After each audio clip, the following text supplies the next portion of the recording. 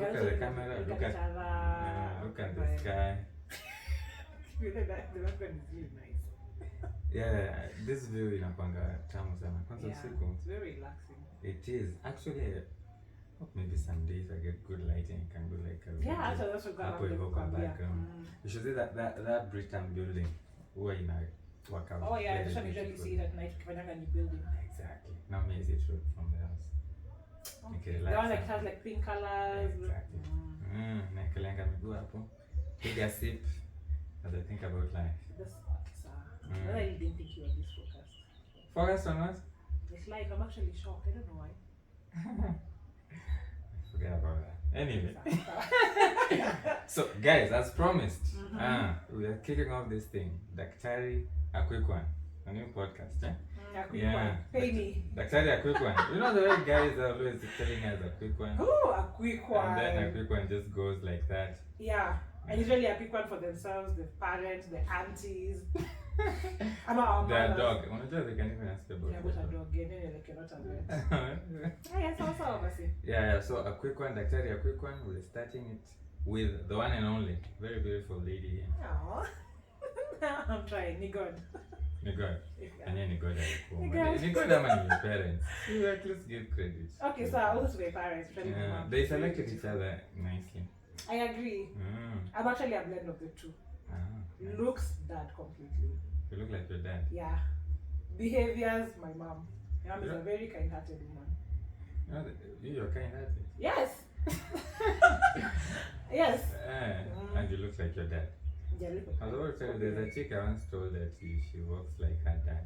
No, walking you can't walk like your dad, but you can look like the features. Like the facial features, yes. But walk honestly, that even kama kumwambia anatembea kama mwanaume literally. Yeah, alijam. Yes, that I mean I'd be angry. It's like someone saying you're walking like your mom. I apologize. Doc, I know you watched this. I am sorry. I know you know who you are. But she literally does. She does?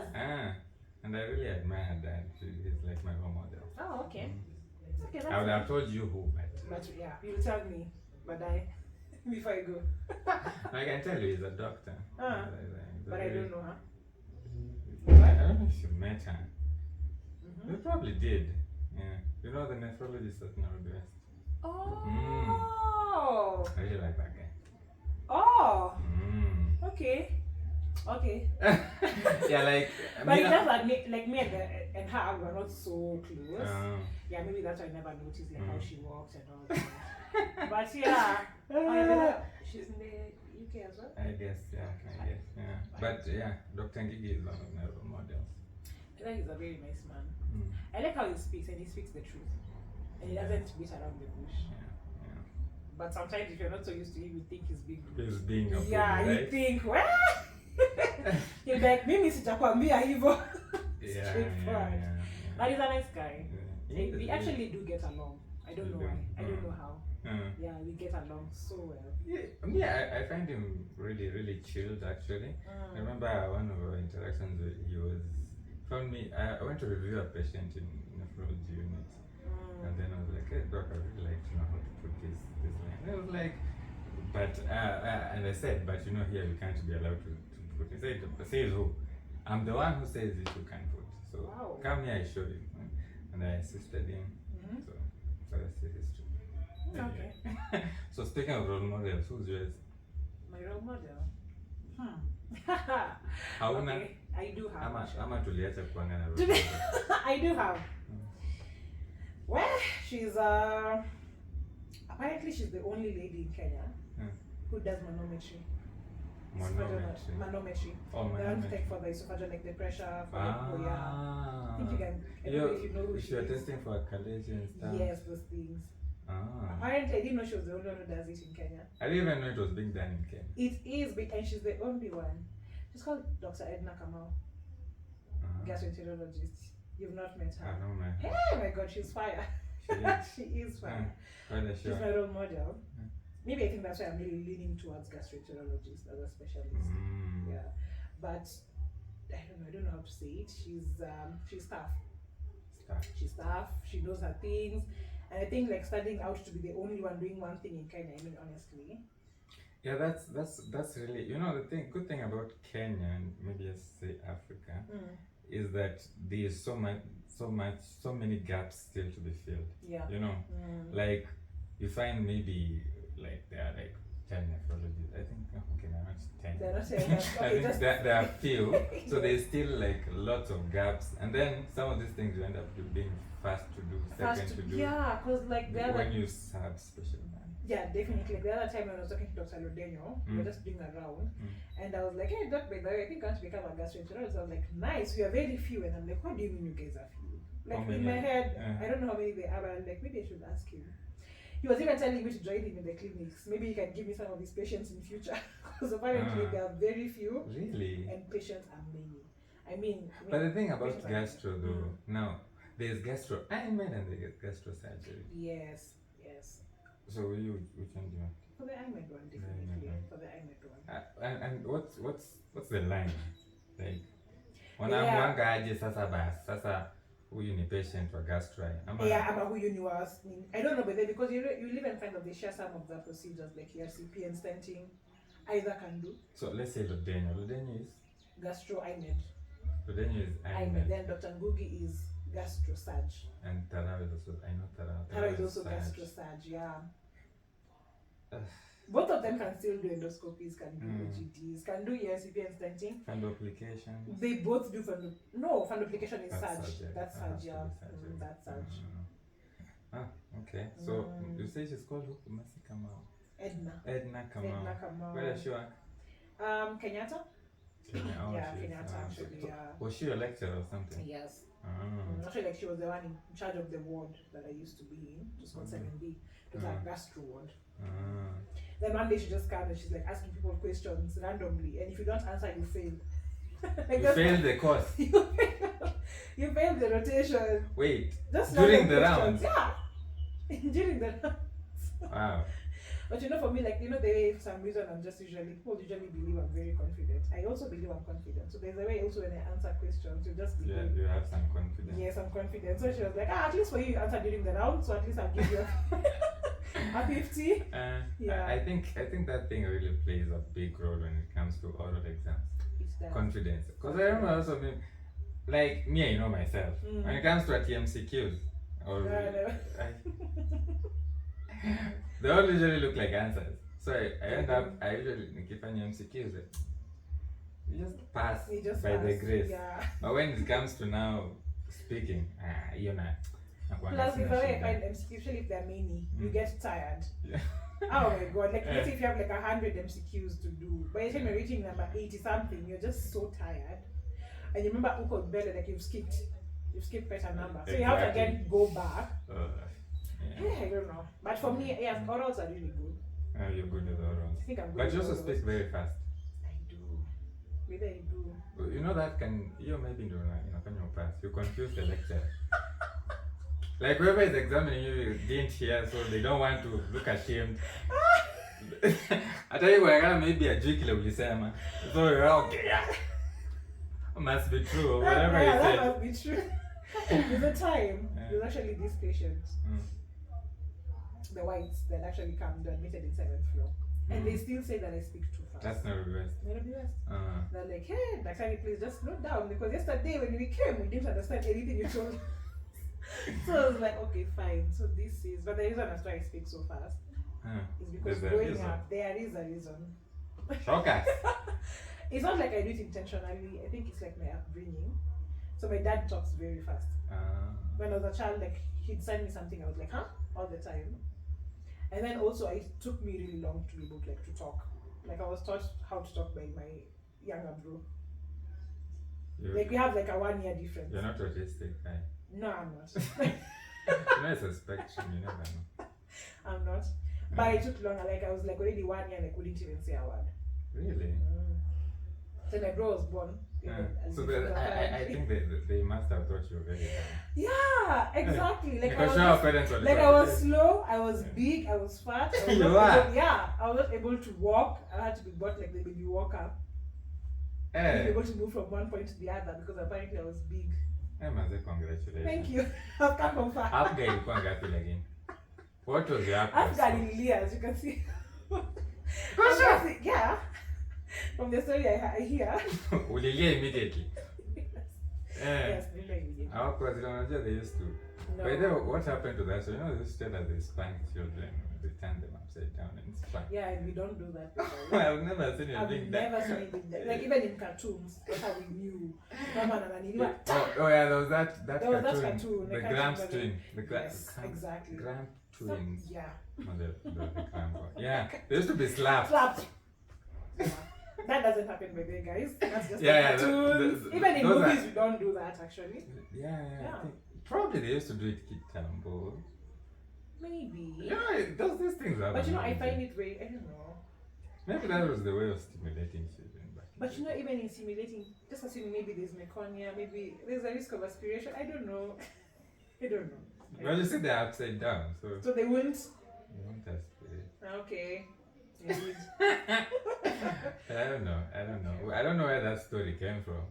Because me, when I was going to med school, they were sure. Yeah, but not growing up, like when I used to talk, I had like a bit of stammering in between. You did? Yes. Like my brother is called Bradley, but his name in is Junior. So like I'd say like before the Junior comes out, it used to take me like for so long. So I just said like, let me say Junior. Like that's how like now it's just like what? Because if I start saying like Pole, actually that Junior name was so difficult. I used to say that Juju like so many times. So this first pitch is like an adaptation. Yeah, it's an adaptation. Yeah, but again, like my dad speaks fast, yes, but my other siblings are not like they don't speak as fast as we do. That's interesting. So for how long were you a stammerer? Not for so long. Though now I was young, like I couldn't like say it's from like this age to this specifically. But when you were like going to school? No, going to school I was okay. Or by the time by the time I was starting school, okay. I was okay. Because I feel like when you're going to school, people are teasing you. You know when you're very young, like that will actually lower your self-esteem. Like I don't think I'd be comfortable speaking up and yeah. Because I remember we used to even have stammerers. There was a chick who would literally slap herself. Yeah. For the word to come out, like then she has to.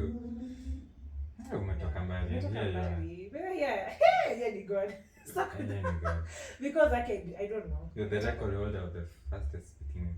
Maybe if I was to go for those competitions. No, but I think Dr. Briga would definitely defeat me. Oh yeah, hey, Doc. Oh my God, Doc speaks so fast. The first time I met him, I was like, Aki was like, I'm going to be honest. He speaks so fast. You told him? Yeah, Aki. And what did he say? He just said, yeah, the way now he talked. Aki was like, okay, fine, Doc, it's enough. Because I don't even hear. And it's done. Like, unajua sometimes nafikiria bado anaongea. Yeah. And he's done. And then I was helping him outdo the echo. So he's telling me like press up, I can't even hear. And now when you keep asking, you just look down. Yeah, you look like it's a console. Yeah. You want to be.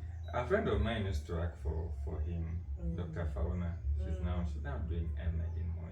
Wow. Yeah, she was my classmate. Now she like. When did you finish school? How old are you? People are fast. I'm not that old. Like she's worked for an of just a year and a half, I think. But when did you finish school though? Me, I finished school during COVID. Also 2020. 2020. Oh, so you're the year ahead of. Oh, okay. Yeah, then I finished internship in 2021. Ah, okay. So you're just clearly one year ahead of me. Started working in 2022. Oh, okay. Mm. In 2022. Well, okay, yeah. Oh, yeah, because you finished 2020 internship. Yeah, I got my first job in December, but locums here there. But official, like what I can say now, it's the proper one of 22. You started in 23? Actually, I started in 2022, like December, around there, like after Christmas, but that was just like orientation period. But that's West. Yeah, that's West. West was your first job? My first job. No, that's nice. Yeah. Because I finished internship in 15th November. Then from there, like I was just like, let me take a bit of time. That's when I was preparing for the IELTS and all that. You wanted to leave the country? I wanted to right from internship. Why? I think, and then for me it was fear. Like fear was what was driving me to leave the country. Fear of unemployment.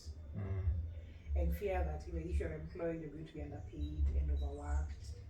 And then also at that time, I remember there was this rumors that apparently clinical officers would be able to take some of our jobs. They are taking some of our jobs. They are, yes, but this one was too much. The point that they were saying that they can even do CSs. They are, yeah. I'm sorry. So, like, I was just, it is a thing. It is a thing. There what they call them. They give them this name. They're like specialized in maybe obsgyne. Yeah. They go back to school, I think, for a year. But I'm just like, you can't be the same as an obsgyne who has gone to school for 7+. After the year, apparently you're now supposed to be doing myomectomies and hysterectomies. Exactly. Yeah, and teaching. And me, when I was in internship, I had one RC. They like a registered clinical something obsgyne, like they something at the end of whatever they're specialized in, like anesthesia, anesthetist. Oh my God. So this is what something RH for reproductive health. Oh. Yeah. So I was being told to go, and she was to teach me how to do what was this an ectopic. Yeah. I just said. I didn't go. Guys, just on the records, we don't say clinical officers. We appreciate you guys. But literally me, I didn't go. You're like, go. No. I just didn't feel it. I don't feel it. It's not fair. It's like a shortcut. Yeah, shortcuts are not very good. They're not very Imagine good. if it's you, like. But for some reason, I feel like it's also because, they also offer cheap labor compared to the amount of money. Like if a clinical officer and I are supposed to go and try and make a cousin in a hurry, they'll be paid less, right? Doing almost something that is the same job as I. Yeah, and I remember there's a console, a surgeon who had that notion, that narrative of why should I pay someone all this money when somebody else can do the same thing for much less. Exactly. So he had a hospital. This was after internship. When that, I'm sure it was internship of employment. So I've always had an inclination towards surgery, and this guy has a surgical practice. He was starting a practice. He had started a practice, and he's mainly doing surgery. But he also has other like it's a full hospital. So I went there and I asked him for a job, and he said, I don't employ medical officer. Yeah. What do you think I make no decision? I don't think you do. Okay, fine. From where? Well, this is from my internship. I did my internship in Makindo. Okay, I don't know. So, but there was like almost a similar, like the statement that you literally said, like I wouldn't employ anymore for this. That statement you've had it before. From actually a surgeon who owns a hospital just somewhere around here, Pipeline. But I was asking like maybe someone that I know, but the same statement has been said over and over and over in different places. And I think it's very bad for us. It's really wrong. It's very wrong. Because I think that was what was driving me to like I want to leave. And this is without any hate, as you said, we do not dislike. We do not at all. We really appreciate We them. appreciate them, like, we do. For what? Because I feel like sometimes they do come through for us. There are hospitals. Let me say this because these are okay. I'm going to speak from my internship days. So I used to work where did my internship? We were very few MOs. This is where the clinical officers are coming in. Like we work together. They can't like make decisions. Okay, they can, some of them, based on the number of years of practice and all that. But they can clerk. They can examine a patient. That's why I'm saying I appreciate them for that.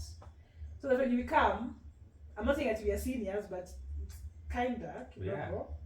When you come, we can discuss and be like, okay, so what can we do for this patient as a team? Because I feel like we can't say that they are not doing anything. They are, because honestly, we can't do it alone. And then also, I feel like they can come actually in handy when it comes to the primary healthcare level, like this to the level 2, the level 3 hospitals. that don't have emos. They can be there. They can refer patients if they feel like they cannot take care of the patients. So they still participate in the management. They do participate, and that is their role. Yeah, that is as you've role. said, their role should be at the primary level of things, where patients will always come in with all manner of minor things. Things that don't really require specialization. Things like GEs. When the things we see when insurance patients come to PD. Definitely. When they come, Nikona homa for 3 days. Now, but the problem comes in even when now they are managing those so-called minor cases. Because I think when you're training a doctor, we start with the basic sciences. These guys go to school for 3 years. I don't know what they study in 3 years. I don't know how much anatomy they do. So I really want to know their program though. For me, I think it's a bit too short for them to say that they can do whatever we're doing. Because clacking is not just clacking. Sometimes when you're clacking, you have something at the back of your mind. This could be this. Definitely. Like you think of the worst even as you're treating. But now you find that sometimes these guys will undertreat. That's true. We always say that our patients in Kenya have poor health-seeking behavior. Do you think that's true? That's true. You think it's true? Poor health-seeking behavior? They do, patients? But not because they don't want to, most of them it's because of finances. Okay, that's one. Another one? Finances, and also the availability of these hospitals around the area. But we have public hospitals everywhere. But distance, how many distance before they reach a hospital? Look too machinani. What I have witnessed. Enlighten me. What I have witnessed, and I really think we put blame on our patients and the blame is on us. I've seen patients, for example, this is cancer month. This is it. Cancer awareness month, by the way. I've seen patients who go with a tumor on, like, maybe say a melanoma in the foot. Don't tell me they excise the melanoma. Sometimes they do. Sometimes they give antibiotics. Sometimes they dress the wound and send the patient home. They give creams to antibiotics. They give them floxapine for 2 weeks. Hey, it's not working. They change to clindamycin. Hey, it's not working. They now give topical antibiotics.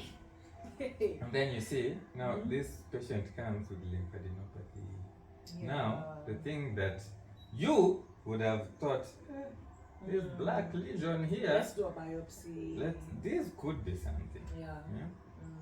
These guys sometimes they don't think outside the box. I agree. So they know that they're supposed to refer when they suspect cancer, but they're not suspecting it. So they would, and it's because there's this thing. There's this thing where we usually say, like, you don't know what you don't know. And you can't treat what you don't know. There has to be. You have to know it to look for it. You cannot see what you don't. Exactly. What you don't know. That's what Dr. Ojo used to tell us. Dr. Ojo is this doctor who used to tell us. She taught us clacking and history taking in med school. And she taught us really to be thorough. But as you're being thorough, she knows by the time you're coming to do all this history taking, umesoma pathology, patho imekukula huko tadia.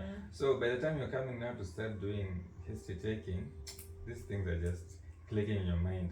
And I remember as students, we really used to overdiagnose. We used to overdiagnose. And then also, it's because, again, like, history is just not like writing the story the patient is telling you.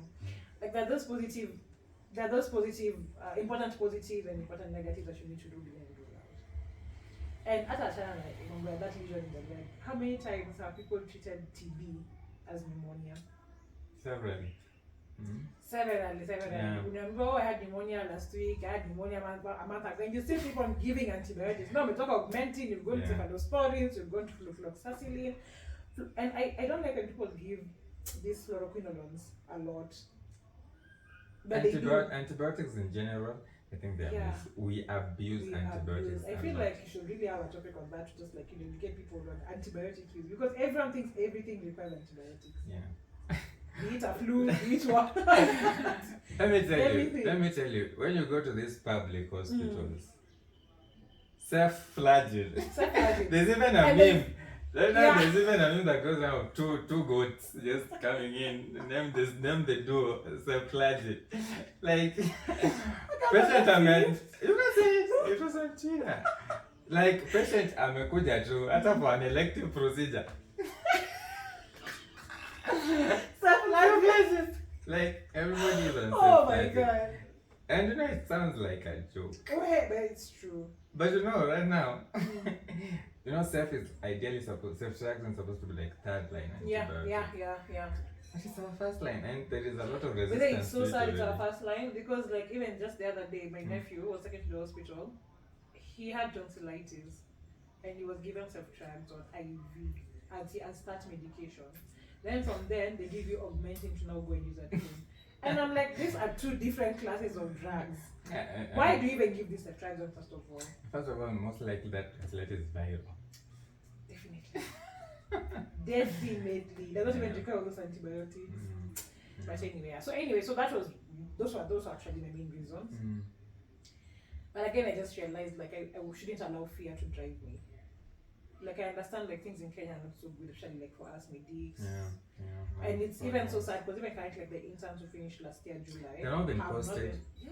I think today they were going to protest. I don't know how that's going. But they've done it before. They've had it. I think I don't know. Like is it last month? Yeah. They have. But it's sad. Today they were organizing a protest. They were to march from. Actually, I thought about attending because it's really unfair. It's so unfair because even currently like the interns who are, because now it was your group was 2021 internship. Ours was 2022. The group for 2023 have already finished. So now there's a gap. And then they're being told, because the rumors they had, they were being told to wait until the new financial year, that is in July.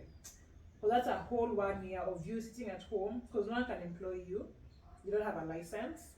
You can't practice. You can't do nothing. You can't do nothing. You're just there. Me, actually, the ones I've met, I've told them it's either you start preparing to leave the country, or you still can't leave the country without your internship. But then you can't leave. Oh my god. Okay, so the one I actually met, I told her, you know what, let's apply for this and I can't apply for you. Even for you, without internship, you still can't. You can't. Oh, like, my god. Internship is. So you can't do anything. They're just there in a quagmire. That is so sad. They're stuck. And I don't know where this thing of now financial years started dropping in. I remember before, even during our time, we weren't waiting for each other. Actually, we were the last lot. You were the last one to be posted. Like posted like immediately after finishing, because even the group that was behind us had to wait for some months. And they want to post them all at the same time. It's impossible. And yet the med schools are finishing at different times. Yeah. Because by the time that they're being posted July, that means even the class that has finished around that time again, which we posted, they'll have to wait again. So like and like our system is really failing us as doctors. Our system was really okay. Our system used to be okay. It used to be very seamless, especially before devolution. Like it used to be, you finish your med school, you do your internship, you're posted, you have a job. You go to master's, you pay for fees. You come back, you're a consultant, life continues. But that's why the consultants of nowadays, like the consultants won't understand why we are panicking. They won't understand like why we are so stressed about school fees. School fees, of course, right now is like double or triple what they paid before. So that in short, in Kenya, if you're staying. And you see for them, even the school fees that was kidogo, most of them had permanent jobs as they were doing their masters. Yeah. And nowadays you have to resign. You have to resign. And now, how will you pay the fees? How will you survive? And they also kind of won't allow you to join their program if they know you won't clear the fees. So where is this fee coming from? Where is this fees coming from? But, because so, as in, like right now, some of us, all the money we are adding, school fees. Yeah. So you can't even progress, you can't invest, you can't travel, you can't explore. being a doctor is pointed out to be as this whole fantastic thing. Yeah. Especially when you are growing up. Oh, Yeah. being a doctor. I want to be, cause a neurosurgeon. I don't know why everyone. I think I'm probably among the few who never said they want to be a neurosurgeon, but everyone has said they want to be a neurosurgeon. How did you get into med school? My mom. Wow. Wow. Like. Oh. Your mom is a doctor? No. I'm the first one in her family. Yeah. Congratulations. But she's done, thank you. She's done really pushed me to do it. Yeah, because when I finished, I wanted to do something in line of biochemistry. Just actually because I just loved exactly such a lame excuse. Just because I loved like chemistry and biology. So you combined the both. Biology and this is it. Biochemistry. Ungefanya nini dog? Like biochemistry ungekuwa biochemist. God, you know the most you could do is now become a lecturer. You know, I was like, I'm going to come up with new drugs. I'm like, that's already formed. No. But I had dreams. Yeah, it's good. But again, I had a friend who did biochemistry for 4 years in Moi. And then changed to pharmacy. So I started and did pharmacy again. But now I think I'll there like maybe 3rd year. So in finishing, I was very confused. I didn't know what I wanted to do. But one thing I knew I didn't want to do was anything to do with calculation. You hated maths. I hated maths. Getting an A in maths was such a huge struggle. It was like reading for IELTS writing. Really? I had to like do extra classes, extra work for me to get that A. It was not so easy. So like I was just like, looking at real estate. I was just a very confused person. And then now, because I hadn't qualified like for medicine for the regular, like I was thinking like, how on earth would my parents, start coughing all this money? Yeah. What did you get? I got an A- of 80. I just missed 1 point to A, so I got an 80. But my maths was like the languages were A, the requirements, all of them were A, like biology. Yeah, but again I knew that maybe not the total. You're going to Itwaje. There was something. Yeah, it had a name. Point. Yeah, I think class up because even I have that in my head. I tumezeka.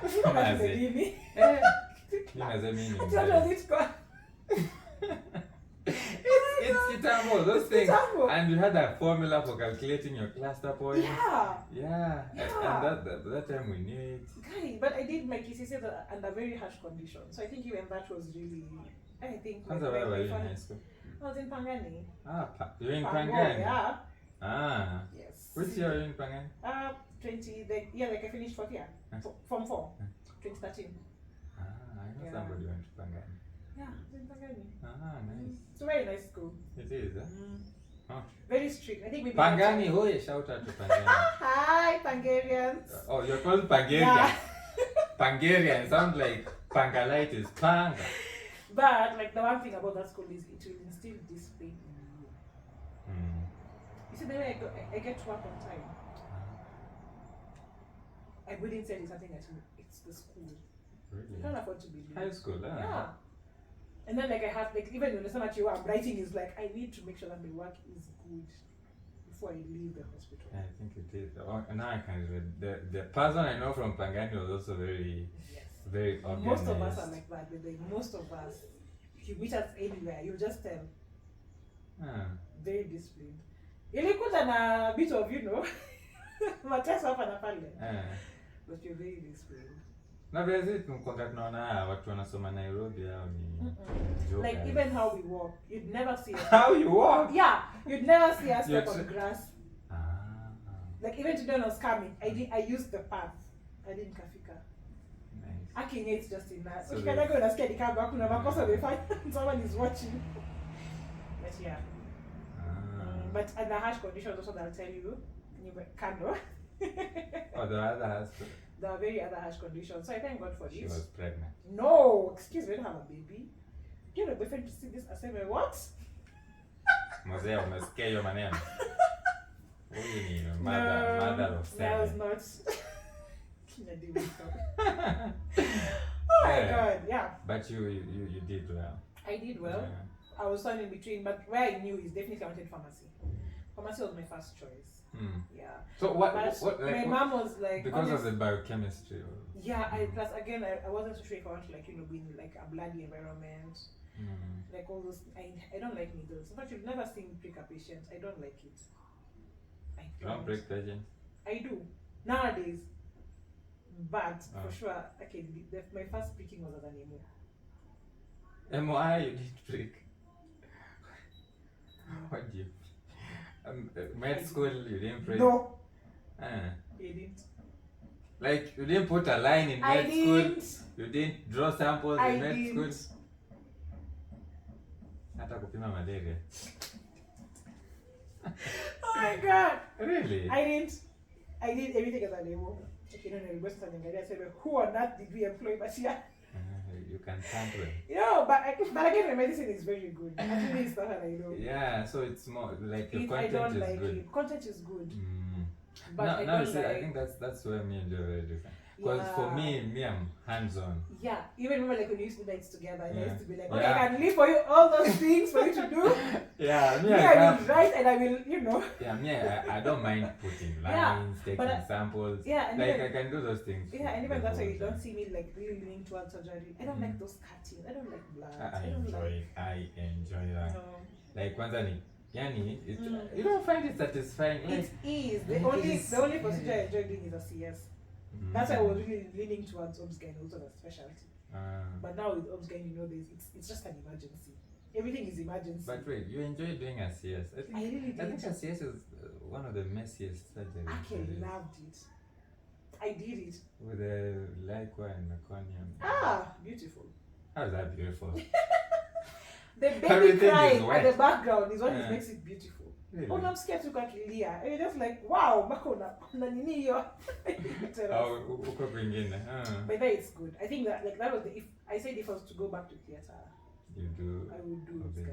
Yeah, but surgery, all those intestine things, they are nice. Those, I don't know.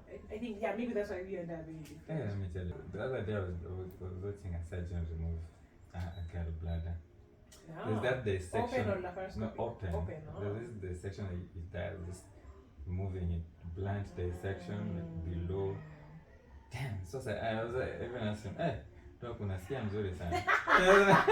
After you started laughing, because I even felt like, oh my god, I should just clap and just do it. Feels so nice. I think so. Yeah. Anyway, I know medicine has its own challenges, but it's always satisfying. When you find what you like. Yeah, you have to find what you like. Well, there is a lot of gaps in the country to be filled. But then we find that even with all that, you want to fill those gaps. You want to fill it. Like you can feel like there is no cardiothoracic surgeon in the entire county. Yeah. But ndio urilisiwe na county wende shule. That's in the first place ndio upate kazi ya county. Then ukishapata ndio you have to be there for like I don't know, is it 3 years or 4? They tell you 3 years, but then once you start now applying, they start telling you, we still don't have, we've not employed others. So we need to. So you end up having chronic emos. That's what they usually take longer, like up to like 7 years as emos. You find that in Nairobi it's very different. In Nairobi, when you're in the city and you're seeing people going to school, like we are shule juzi doing masters. But you're in mashinani. Yeah. You find them alimaliza 2014 and they're very happy and they're very content. Yeah. You're like kwani mimi haraka ni nini nimaliza shule jana. You relax. So you end up relaxing and sometimes you relax too much. Yeah, you relax too much. But I think that was one of the fears as to why I was like, if I enter county, I don't think I'd have I think I'd want to go back to school. But then it gives you job security. Yeah. County. That's a nice thing. Yeah, that's true. So you changed your mind on leaving? Yeah, I did. Because like I sat down and I was like, first of all, is this the life that I want for myself? What life? Tell us this life that you think is. Like, just as you've said, like medicine has its ups and downs. But sometimes like that thing about, you're supposed to be in the hospital almost every other day. If you're working as an emo, a lot is expected from you. And then I also feel like we are not really appreciated, like no matter what you do. In Kenya? in Kenya. You'll always find someone who will just be rude to you. Be it a patient, be it a relative, be it a nurse. You always leave work stressed. Always? Most of the time. Most of the time feeling stressed.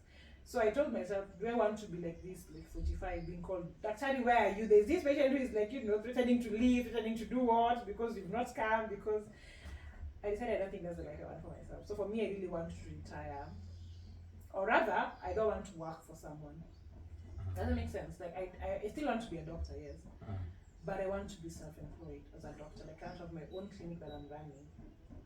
So that's why that was why I was like, if I'm leaving this country to probably go abroad, you're not going to be employed. I'm not going to be self-employed. No, or if you leave, you cannot self-employed. I cannot. It will take me longer. Really? And if I'm here, that's what I think. Because again, like just the program, I think it takes around 7 years. It's 7 years. Well, it depends on what you're doing and which country you're going to. Yeah. Because I know. Like if you go to the US, if you manage to go to the US, residency is like this short. How short? I think it's like 3 years. That's good. Yeah. Very short. And you've done your consulting. Like if you're doing these IMED, psychiatry, things like that. I think it's longer for surgery. Not sure how long, but much shorter compared to countries like I think UK. Yeah, I think UK takes longer, but not for me. I never really wanted to go to the US. Why not? Hii US, kuna ule jamaa anatuambianga huku US ukitembea unapata nyumba. I feel like they don't have that work-life balance. Maybe that's what I'd see. And is that in Kenya? In Kenya, it can be there if you ukichanuka. Let me just say that. That is that I'm going to. About Shanwe. Now, I don't even tell kidogo. That's why this podcast is there by the doctors. I know by the most of you are just maybe finishing school, some are doing internship, some are still grappling with all this. So I know, maybe I select my guests very well. Hapa hivi utafuta kupea mse ajui kile nakwambia.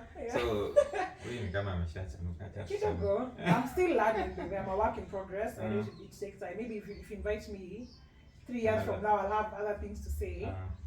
But what I'll tell like young doctors, including myself, and the things that have given me the comfort to be like, let me stay. Of course, there's that stuff that you talked about, and I'm like, all of us cannot leave.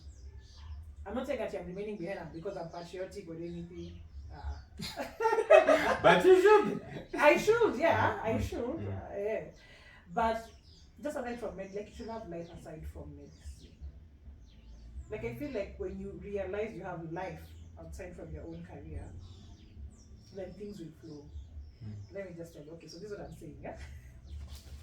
When I wanted to go, I was like, I had this mindset where you have to be employed. First of all, you have to graduate, finish, do internship, become an IMO for a few years, specialize, become probably a physician, a surgeon, and then now that's why you earn your living. But nowadays I realize that's not the only way. It's not. It's not a linear path. We don't all have to do that. We don't. There's someone I met, Dean of School of Medicine, UOM, told me, stop dreaming like the rest of us used to. Things have changed. This is not me saying that no one should specialize or you shouldn't go outside or anything, but he was even actually advising me to do more of shorter courses here and there. That's how you build your CV. And then he was just like, nowadays you can't actually now be like, I want to be a physician, I want to be a surgeon. Aside from that, who are you as a person? Are you a business person? Have you invested in this or that? Have you even thought of your retirement? Today I'm talking about my retirement right now. I know for sure that this is just my journey because everyone has different journeys. But I'm sure if I was to leave this country, probably go, it would take me around 7+ years. For me not even probably be a physician. Those 7 years for me, it's a lot. Because 7 years from med school. It's med school again. And then we are approaching our 30s. That means you have some of us so I was assuming I graduate at 37. Yeah. Now that's when I said I want to start a family, which is of course for me now for sure I will get married. I'll be married by a Kenyan man. Me I decided I'm not going there to start looking for Jewish people. But that's my journey again. Now aside from that, as we are ladies, imagine now starting biological clocks. Biological clocks are there. Imagine we don't want to be harakishwad and all that. It is there, it's for facts. It's a reality. It's a reality. Yeah, I don't care. And then you what is your passion? What is your ikigai? There's this thing known as ikigai. Ikigai. Yeah, I know the book. Yeah, you know I tried reading it, but it's kind of hard. It's a really nice book. Actually, that's the first book I've ever read. Really? Yeah. What do you mean ever read? Like now when I was in med school again, I never used to read books outside med school. Med school? I don't think there are people who read in med school. Is it vitabu zingine the medical books? There. Who? Few. I don't think I know. I have a friend who used to really read them. But like not the books that are on finances, on life, on businesses. Like I came to read them like now after like during my internship period. Me too. I read a lot of psychology books after internship. I think during med school, the entire med school, if I can remember, the only book I read was 48 Laws of Power. Wow, you have yeah, that book. I've never opened it. It's so big. What?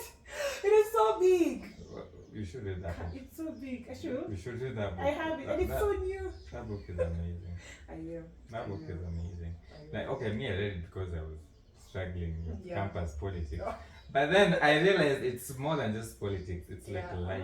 Okay. You should read it. I know. So now is when I started knowing who I am as a person. Like, what do I want? I don't want to follow the crowd. No. It gets. And then again, like I want to retire really early. You know, before retirement, 40. Like 40. Like retirement, but I'm very serious. Like retirement is not an age. It's not like a number to 65. You can decide to retire at 35, as long as you're comfortable. But how do you define retirement? You retire when you're financially free. You retire where you don't have to like go to work to earn a living, right? So that means you already work on your investments. That like will be able to provide for you all like your monthly expenses. Okay, so I get that point. But so for you mean you stop practicing medicine? No, now I won't stop. I will do it, but not like at full time. It will be something like side hustle. Yeah. Like you go to your clinic from like around like 8 by noon. You've closed your clinic. You go do your other things. If it's farming, that is ikigai. If it is relaxing. Well, that's what if it's taking care, it's like what makes you wake up in the morning. Like what is your passion? Like what are you living for? I don't think all of us are living to be able to wake up in the morning every day to go kazini, to nakimbia. I don't think that's the whole life that everyone wants. But again, like retirement doesn't mean that now I sit in the house idle. There's something that you're still doing, but something that you fully enjoy. So for me, I've already been. I've not been practicing for long. But one thing for sure, I know, even if I don't know what I want, I know what I don't want. And what I don't want is this, like where we are currently.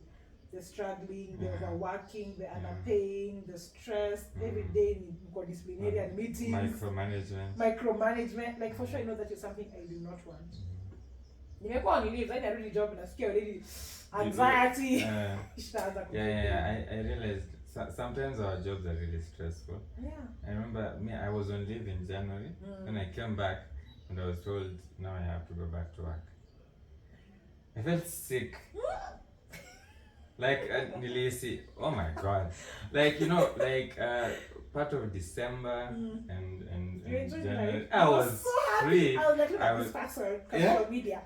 Everyone is enjoying life. I was enjoying life, but I was free. Hakuna ati sijui umepigiwa nani, sijui nurse covering. Definitely, and like those nurse covering phone calls are annoying. And so like they're not there. Yeah. So because I'm supposed to go back to work, I realized I really hate my job. Yes. Exactly. I realized, and the interesting thing is, sometimes I enjoy seeing the patients. Me too. I enjoy practicing the medicine. What I don't enjoy is kupangwa. Like I feel you. I don't want to be told come. I know, or you've not done this, why haven't you done this? And of course you have your reason, and you've said it before, but you just want you to keep on repeating it. But I get it is what it is. Employment. For you, do you see yourself practicing medicine for a long time? Well, I mean, I love medicine, and for me, I can't be a cliche. Me probably be one of the cliches who follow the humanities. Be a surgeon. No, it's okay. I'm not saying that it's a bad thing. I'm not saying I know. We're just saying it shouldn't be the only thing. Yeah, it shouldn't be the only thing. For me, I think I will practice medicine because I feel I will really enjoy it. I don't think that I'd be at 50 and I feel ati niambie niende kufanya some open heart surgery and I'm like, no, I don't want to do it. You wouldn't be like you had to spend time with the family at home with your children and grandchildren. Well, I will. Definitely I will. But then I don't think when I'm now doing my medicine that stops me from doing that. Yeah, then now you have to do it in a way that you have. You see now, for example, like this podcast. I've always wanted to start this thing. This thing has been in my mind since 15. Yeah, so but I used to have this radio show back in that was third year. Okay. Like that's when I realized what I like to do. My kick. Yeah. You see, actually, like now for you, this is good. First of all, this is amazing. Yeah. Like you have life outside. Yeah. Medicine. Does that make sense? Well I still feel it's about medicine because I'm is, still talking to doctors. But again, of course, with time, you're social. You'll probably meet business people that you're going to make, invite and all that. But like, what I'm not encouraging people is like, don't make medicine to be your life. Well, okay. Like you can't separate it completely. You say like, no, today I'm not a doctor. Of course, you'll still be a doctor. Yeah. But have other things aside from that. So you by other things you mean like businesses? Yes. Businesses. Do anything that you like. You just enjoy doing. If it's painting, if it's singing. And I know, and I know most guys know that they should have that. Yeah, but it's kind of not so easy. I wouldn't really say that it's not so easy. Yes, it's not so easy because of like our work and like the schedule that we have. And also our training. Yeah, our training. We're not taught how to think outside the box.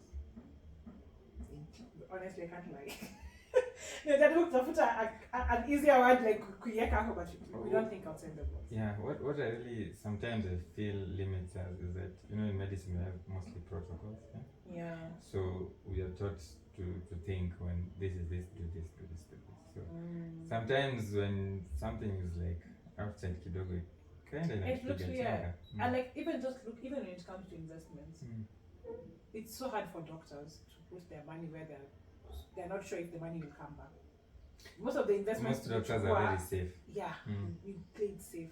So we usually go for the low risk investments with things like bond. Yeah. You never find us do shares. You never find us do easy to forex. I'm not saying people should go and do. Of course, don't do things that you don't understand. Because even me, I wouldn't, like invest in Bitcoin, but I don't understand how it runs. It sounds like. But we are not risk takers, Yeah. and that's because we are so afraid of messing up. Like even in our career, when you go to the hospital, you don't like misdiagnosing a patient. You feel bad. You wouldn't want to give the wrong treatment. If it's surgery, you want it to be perfectly, but of course we are humans. Yeah. I know. I think they should just know that we are humans. Everyone should know we are humans. But I also understand that we are humans, but all humans are different. And humans who are drawn towards certain careers or who find themselves in certain careers tend to have something in common. Yeah. So I know doctors are not risk takers. Yeah, we are not. That is a fact.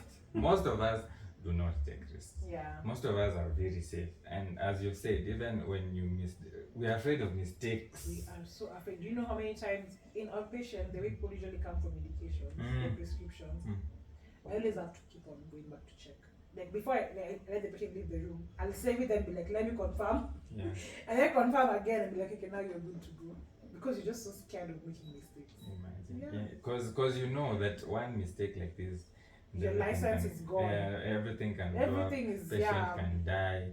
Like you'll be sued. You can There's be a lot sued. of things. There's a lot of things. Yeah. Like the other day I saw a patient with postural hypertension, and the only thing that was causing it was over medication. Yeah. Like first time diagnosis of hypertension, amepewa madawa kaa zote. Like so it's coming and I feel like postural hypertension. And it's like somebody just made this mistake. This could have easily been me. And this guy can just fall, injure himself. Or again, maybe now unfortunately, maybe the pressures were so high at that particular time that all the medications were given.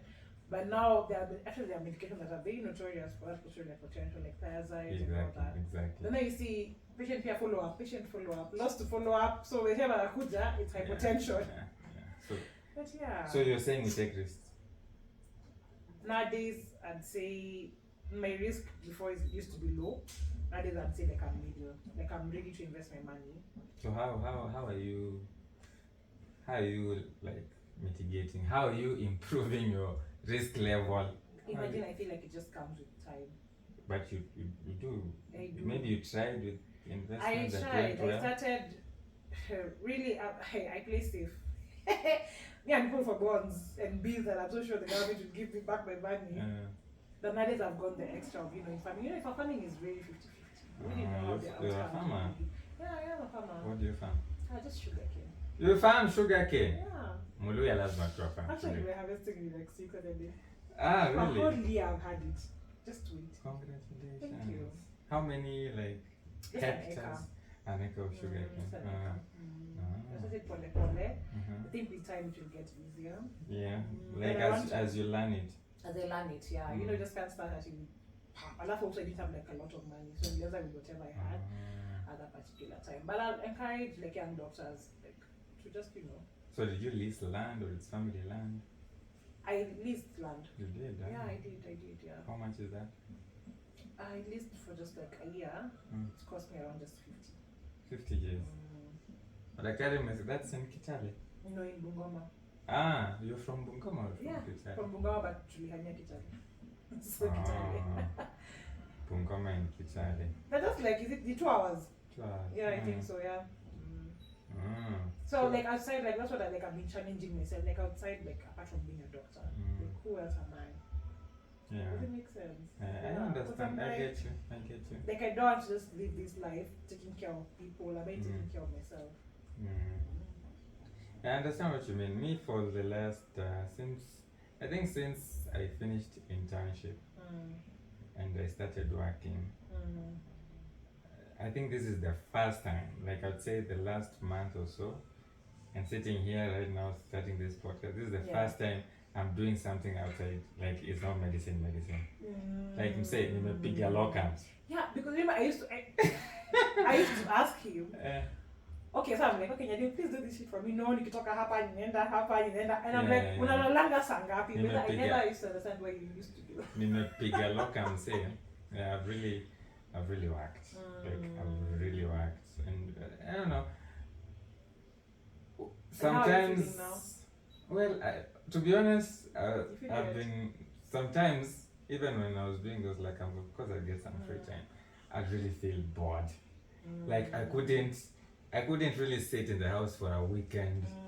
Weekend mzima, I'm not doing anything. 2 days. I'd sit here, maybe play some PS, but Niko tu no, I can't just. You can't. So you want to I got addicted to it, so I'm trying to detox. I'm trying to sort of detox from that, but yeah, it kept me busy. Yeah, it kept me rolling sometimes. So I don't know. But pia unajua mtu uchoka. I think when you still have the energy and do something, and the drive, active, you can do it. But know your limits. So me, I think I'm not slow down. Or maybe tunajitoka mzijatokea. Zikitokea I'll go. No. I shouldn't. Breathe. Breathe. I feel even the free time that you have to yourself, you get to learn 1 or 2 things. Yeah. But when you're constantly working, you can't think. For me, this is the first time I've taken a proper leave for 2 weeks. And there's so much that I've done in this. 2 weeks. Oh my God. I feel it's I've been away for a year. Yeah, I've really worked on things that I was scared of doing. I've done them. I've traveled yesterday before Rudy. For I will tell you later. Oh, easy. Yeah. Not for human consumption. Not for human consumption, but I can see that I've really worked on myself. That's good. I've drove for 2 hours and I'm so scared of driving. Yeah. I am very scared of driving. I've rolled chapatis. This thing that you usually feel it's so difficult. Are they round? Yeah. Really? That is right. Yeah. I always know to roll. I never just understood what is the secret about. In rolling? Just rolling. Indeed. Don't roll. Fine. I think you show me. Chapatis are cooked nowadays on the streets everywhere. But I've learned. I've done everything. Come out today. I said, okay, so when I wake up in the morning, I need to do this. I need to come see you. I need to do this, and things are just flowing. Yeah. So I think I can say I come out like I've not rested, like sleeping the whole week. No, but they say change is as good as a break. Nyadimu Festus. Nice. 2024. Daddy. Let's have some. Yeah, I will. No worries. Thank you.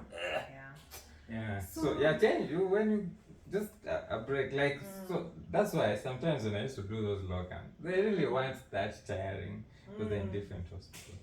Oh yeah. Like when you go to a hospital where now you're doing some surgeries, like you're doing CSS, it's not the same as when you go to a place where now you're just seeing inpatients. You feel like it's a different environment. So it's not because some of those places. And then it's also not boring. Yeah. You get to but sleep. You keep on going to the same place every single day. It's more exhausting. It's so exhausting. It's more exhausting than when you do different things. So. What do you feel like the challenges are in Kenya, like apart from like the unemployment and like No, I think our government is just pathetic. To be honest, I think there is such a big gap. I've worked in both public and private settings. I've worked in good private hospitals, and I've worked in bad public hospitals. And oh my God, the difference is big. Really?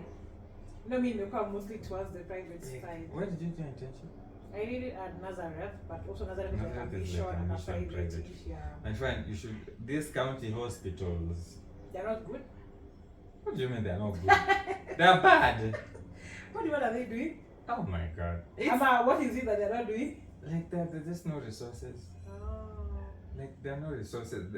From medication to tests to specialists. And like that's what actually most Kenyans can afford. True. Like the wards. Like unaingia ward this like you just see. Just beds. No, not beds. Patients are there. Half of them are discharged because they can't pay. Oh, they can't afford to. They can't pay public bills. Imagine it's a public bill, public hospital bill. It's barely 30K. Patients can't pay. Yeah, and then they're crowded, and then unaonanga hiyo kitu like patient has TB, isolate. My friend, there's no isolation in public. In fact, in fact, there was a cousin of mine had a broken leg just a few days ago, and I was helping them get admission to a public hospital, and please just make sure you go to like a private wing because there's a private wing in that hospital. Because I know, ukiingia kule, my friend, like you will come out with diseases that you even don't know. Yeah. Like you came in walking. But now you have TB. Now you have TB. Because imagine there's no isolation. Yeah. And then you see the way in private hospital, there is a very low risk for say HDU or ICU care. Say, nangenga kule private bana mtu ako on 15 liters on room air saturating at 80. Yako kwa what? It's the what? I mean, just that. Like nothing's going to be done. That's the best. Tumemwekea oxygen. Yeah. But do you feel like there's other no, what can we do? Like the government is what like is failing young doctors, failing the system, failing even patients, failing literally everyone.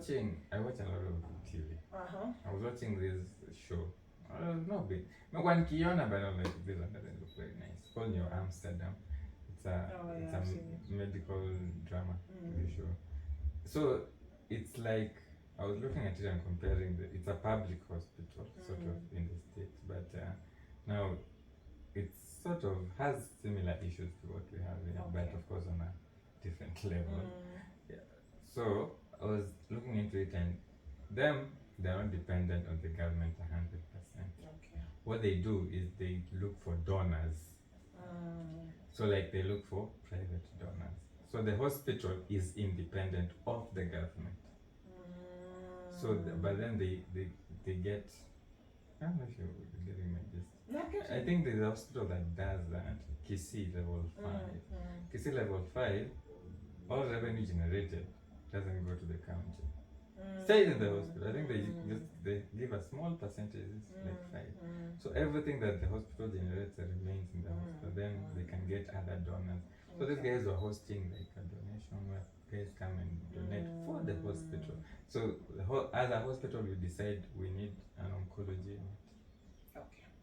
So we get donors and they fund. Okay. I don't know if that's possible in Kenya. But it's not, because currently nowadays you're paying everything through e-citizen. So yeah, okay, fine. Yeah, Kenya, Kenya is a corruption full zone. I think if we tackled corruption, probably. Oh my God, tulikuwa tumefika mbali sana. Sana. Yeah, but I feel like Kenyans are hard workers. Kenyans are hustlers. Hey. Kenyans work. Kenyans work. Na tunajitolea. Kabisa. Doctors do a lot of work. Yeah, they do a lot of work. Kwanza, if you go to those public hospitals, unasema tu private hapa. Public hospitals, doctors work. Flow ni mingi. But then outcomes are not good. Yeah, outcomes are not good. Like, people are just dying. Like, you see these private hospitals, patients come in very sick and they walk away. Yeah. Wamepona. Kuna wale unaangalianga tu public hospital. Unajua tu huyu hapa. But yes. Yeah, so I think government, and I think they know. They know. Because then they go to the private hospital. Yeah, then they go. I think Tunile Pia Omechoka, I think they've talked about the same thing over and over again. Omechoka. No, they need to do better. Yeah. Okay, Nyadimu. First of all, retain doctors, then improve public health. Yeah. Okay. Sasa nini ingine hatujasema na Dr. Lavender? So Dr. Lavender, you're saying we go, you okay. Yeah. And she's advising us as well to step out of our comfort zones. Yeah. Jaribu my Actually, it will be difficult, but you have to try. You only grow in uncomfortable in difficult situations. You don't grow in places you're comfortable. That's true. Lavender Faith, 2024. You don't grow in your town. My quotes zinamwagika tu hapa. You don't. And how, like, even if it's so difficult, like sometimes they usually say, like, what happens to you happens for you. That makes sense. Like when things are not, like things are so difficult, and sometimes you just sit down and question. And that's in the Bible. But what happens to you happens for you. Currently, in Kenya, we are struggling. You do whatever. Think. This is actually happening for you in one way or the other. Yeah. So that discomfort. You have to feel it. Actually, if you're not feeling uncomfortable, like you say, I'm feeling uncomfortable going back to work. That means I'm not going. If I just go to places that I'm happy, sitting, smiling, I will smile for the next 10 years. But if I go to a place where I know I don't want to be here, you'll always find a way to leave. Hallelujah. Yeah, it makes sense. It's how I do. Sasa Lavender. It's been real. I think we still have a lot to talk about. Yeah. Definitely your first. This is our first guest. Yeah. And she's definitely going to be a constant. Definitely going to be a constant. But please invite other people. So people are coming. Next, I think we're going to be having Dr. Liz. Do I know Dr. Liz? You don't know Dr. Liz, but you'll know her on the podcast. Oh, okay, fine. I cannot wait. Yeah, by the guys, I'm going to be introducing you to amazing doctors. Yeah. I don't know. Maybe most of them will be chicks. Because you're the ones who like talking. So you guys only like to keep things to yourselves. Banana. Majaman tawaita hapa. You'll come. By there, I think we'll be talking to Dr. Osama very soon. Yeah, You know Osama? No. Of course you don't. You'll know him then. He does some amazing work. He's a registrar. Wow. But more on that later. Okay. If you invite them, I can just be in the guys, background listening. Stay tuned. We're going to talk to guys who are into politics, guys who are into all that. Because there's a lot of diversity just within these corridors of medicine, and we need to just shine a light. You never know who you're inspiring out here. Yeah, true. Yeah. So Lavi, thanks Maze, thanks for coming amazing. Through. Yeah, thanks for launching this. Till next time. Hey, hii show ikitokea ushare. I will. And share the link with me, eh? I will. Let me work. You know me now that I don't know to multitask. Now that I've finished talking, I can have my juice. Yeah, woman, you should multitask. So guys, adios.